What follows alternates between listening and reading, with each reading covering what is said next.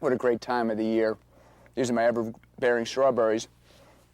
And they've been tasting good. They've been going strong since the spring. Had a flush in the spring and now get another flush in the fall.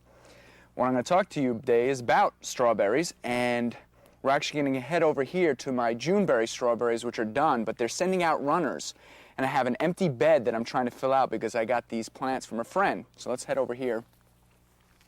As you can see, we have an empty bed down here. I'm going to head over to this plant. You can see this one doesn't have any fruit on it. So this is a June bearing. They fruit in June and then they finish for the year. So this side of the bed is going to be June bearing. And what they're doing now is they're sending out their runners.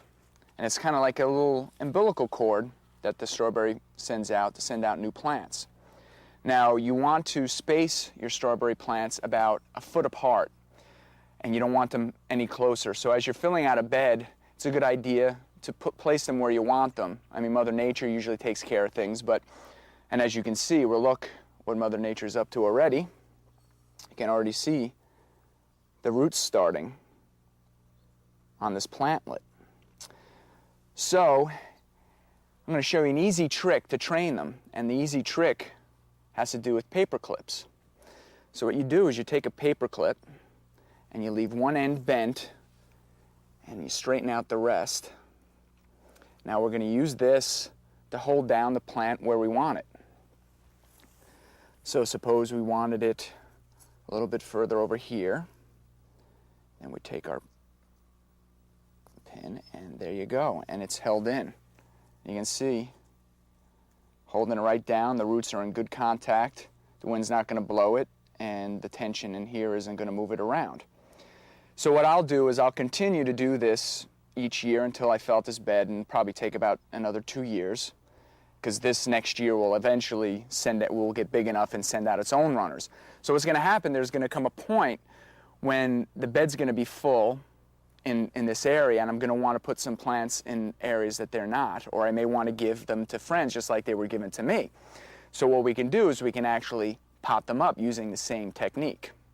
So we'll take this back out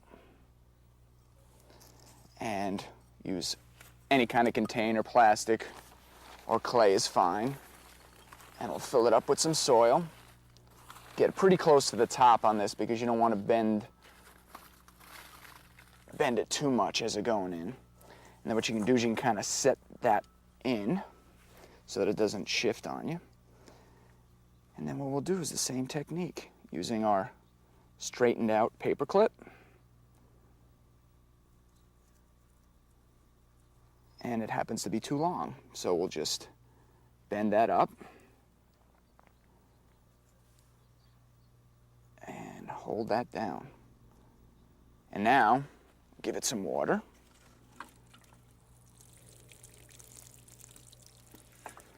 Let that soak in.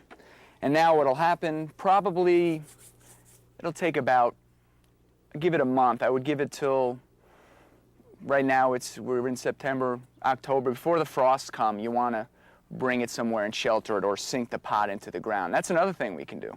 We could also take the whole pot, we could shift it, and we could dig out a hole here for it.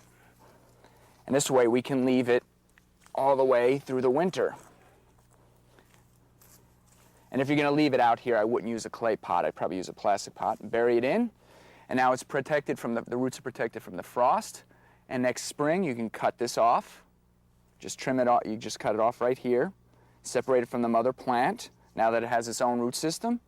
And you'll have a plant that you give to a friend or you could put somewhere else in your garden. Until next time, this is Peter Punzi, Horticulture Guy. Live long and garden.